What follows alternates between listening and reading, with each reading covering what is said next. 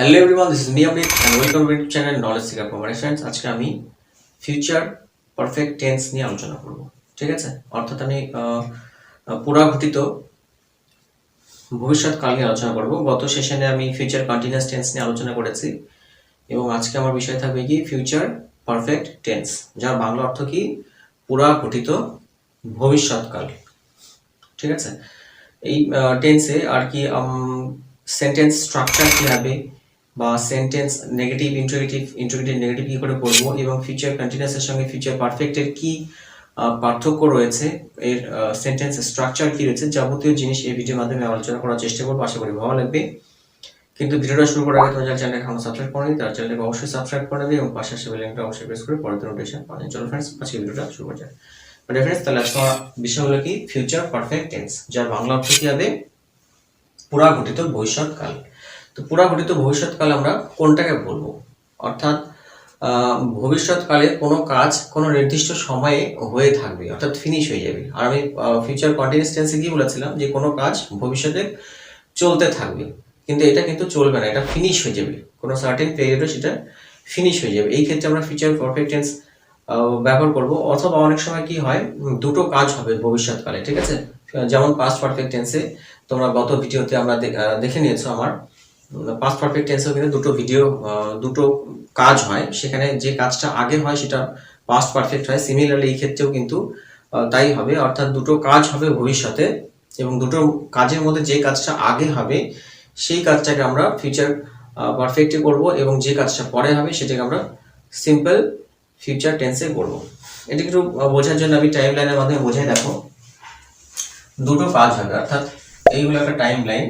আমি বলেছিলাম future continuous টেন্সে কিন্তু কাজটা কি ভবিষ্যতে চলতে থাকবে, অর্থাৎ কাজটা কিন্তু এখনো শুরুই হয়নি। ঠিক আছে না, কাজটা এখনো শুরু হয়নি কিন্তু ভবিষ্যতে চলতে থাকবে। আমি টিচিং করাতে থাকবো, আমি খেতে থাকবো, এটসেট্রা এটসেট্রা। কিন্তু ফিউচার পারফেক্ট টেন্সে কি হবে, কোনো কাজ, এইটা হলো নাও অর্থাৎ এখন চলছে এবং এটা কি ফিউচার। ফিউচার টেন্সে কোনো পিরিয়ডে কোনো নির্দিষ্ট সময় কিন্তু কাজটা কমপ্লিট হয়ে যাবে, অর্থাৎ ফিনিশ হয়ে যাবে। এই ক্ষেত্রে কিন্তু আমরা ফিউচার পারফেক্ট টেন্স ব্যবহার করব। অর্থাৎ এখানে দুটো কাজও হতে পারে, ফিউচার ভবিষ্যতে দুটো কাজ হবে, এখনো শুরু হয়নি। যে কাজটা আগে হবে সেই কাজটা আমরা কি করবো ফিউচার পারফেক্ট টেন্সে, এবং যে কাজটা পরে হবে সেটা সিম্পল ফিউচারে করব। যেমন আমি একটা এক্সাম্পল নিতে পারি। দেখো, আগামী কালের মধ্যে আমি কাজটি করে রাখবো, অর্থাৎ কাজটা কিন্তু করে রাখবো, এখনো করিনি কিন্তু কিন্তু সেটা কমপ্লিট হয়ে থাকবে, করে রাখবো। আর একটা এক্সাম্পল দেখো, আগামীকালের মধ্যে আমরা কাজটা করে রাখবো। একই রকম ভাবে দেখো, আগামীকালের মধ্যে তুমি কাজটা করে রাখবে, আগামীকালের মধ্যে তোমরা কাজটা করে রাখবে, আগামীকালের মধ্যে সে কাজটা করে রাখবে, আগামীকালের মধ্যে তারা কাজটা শেষ করে রাখবে। এখানে একটা জিনিস লক্ষ্য করে দেখো, প্রত্যেকটা বাক্যের শেষে কিন্তু শুধুমাত্র ফার্স্ট পার্সনের ক্ষেত্রে আই বা উই এর ক্ষেত্রে এ বো রয়েছে। তোমরা দেখতে পাচ্ছ এখানে এ বো, করে রাখবো, করে অর্থাৎ এখানে এ আসছে কিন্তু এ রাখবো অর্থাৎ বো, লাস্টে বো আসে। এবং কন্টিনিউয়াসে কি ছিল, কন্টিনিউয়াসে ছিল আমি কাজটা করতে থাকবো, অর্থাৎ এখানে তে থাকবো, তে বো এরকম থাকে কিন্তু। ঠিক আছে, কিন্তু ফিউচার টেন্সে ফিউচার পারফেক্ট টেন্সে কি হবে এ অথবা আ। ঠিক আছে, আমি করি আ রাখবো, অর্থাৎ এখানে আ অথবা এ বো। ঠিক আছে, এইভাবে হবে।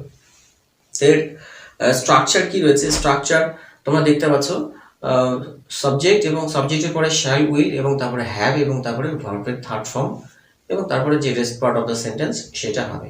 তো আমি এখানে একটা এক্সাম্পল লিখছি, তুমি আসার আগে আমি পড়াশোনা শেষ করে রাখবো, তুমি আসার আগে আমি কাজটা শেষ করে রাখবো। এটাও কিন্তু ভবিষ্যতে হবে, ভবিষ্যতে হবে কিন্তু সেটা ফিনিশ হয়ে যাবে। তুমি আসার আগে আমি কাজটা শেষ করে রাখবো। এখানে দেখো, তুমি আসবে এখানে একটা কাজ এবং আমি কাজটা শেষ করে রাখবো এখানে কিন্তু আরো একটা কাজ। এখানে কিন্তু মূলত দুটো কাজ হচ্ছে।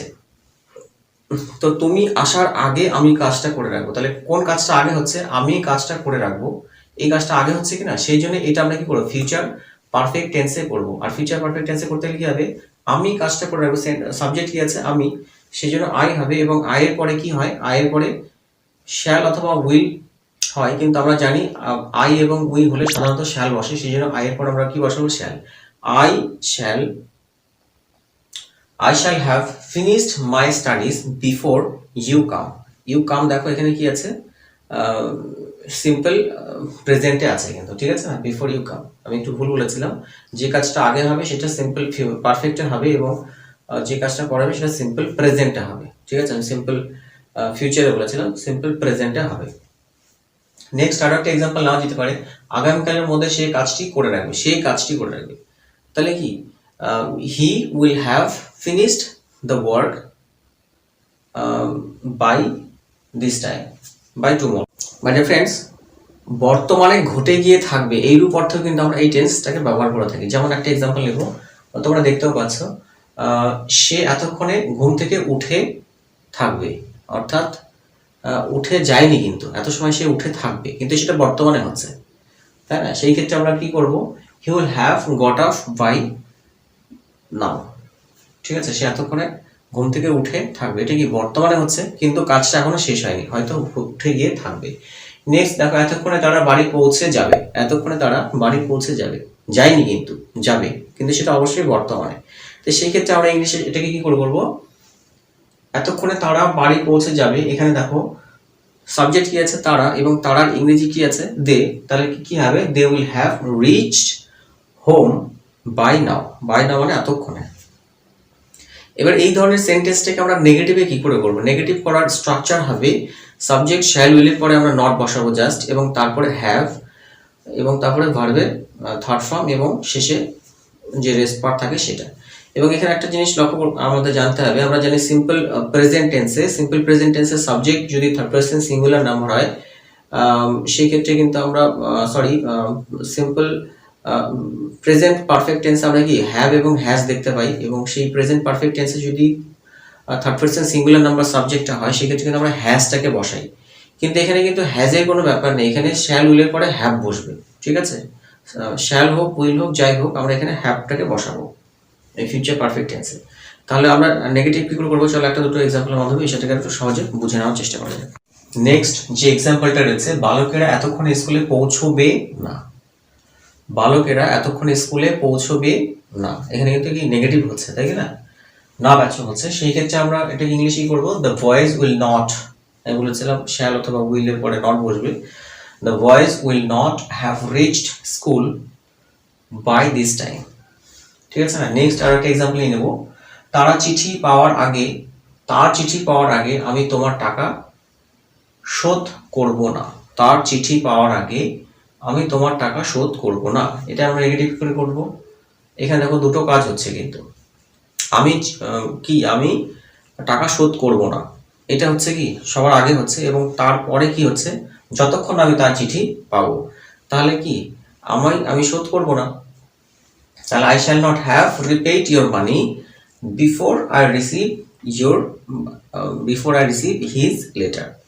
এভাবে গেল। এবার দেখো এটাকে ইন্টারোগেটিভ কি করে করবো, ইন্টারোগেটিভ করার ক্ষেত্রে শ্যাল অথবা উইলটাকে সামনে বসাবো, এবং তারপরে সাবজেক্ট, এবং তারপরে হ্যাভ, এবং তারপরে ভার্বের থার্ড ফর্ম দিয়ে বাকি rest part of the sentence লিখে দেবো। আগের যে এক্সাম্পল গুলো আছে সেগুলো থেকে আমরা করে নিতে পারি। অথবা বৃষ্টি আসার আগে কি নির্মল বাড়ি পৌঁছবে, এটি কি, এটা অবশ্যই ইন্টারোগেটিভ সেন্টেন্স, প্রশ্নবোধক চিহ্ন, yes no type. Will Nirmal have reached home before rain comes, এখানে নির্মল যেহেতু কি একটা নাম আছে, এটা কিন্তু অবশ্যই ফার্স্ট পারসনে নয়, সেই জন্য আমরা এখানে উইলটাকে ব্যবহার করেছি, will Nirmal have reached home before rain comes.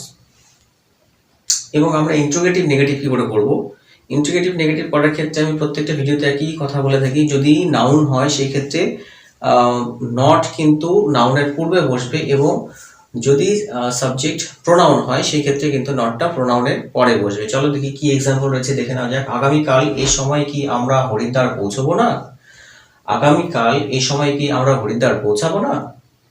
Shall we not have reached Haridwar tomorrow by this time? এখানে কি আছে, উই আছে, উইটা কি প্রোনাউন, সেই জন্য আমরা নটটাকে পরে বসিয়েছি। দেখো shall we not, তাই কি না, উইটা কি প্রোনাউন, সেই জন্য আমরা নটটাকে পরে বসিয়েছি। যদি এখানে উই না হয়ে কোনো নাম হতো, কোনো ব্যক্তির নাম হতো, রাহুল হতে পারতো, রোহিত হতে পারতো, তাহলে কি হতো, তাহলে ওখানে কিন্তু আমরা উইল নট রোহিত হতো, ঠিক আছে না। তো মাই ফ্রেন্ডস, এই ছিল আজকের ভিডিও, আশা করি তোমরা সমস্তটা বুঝতে পেরেছো। যদি বুঝতে কোথাও অসুবিধা হয় তোমরা কমেন্ট সেকশনে কমেন্ট করবে, and I shall try my best to answer and to solve it. Thank you very much.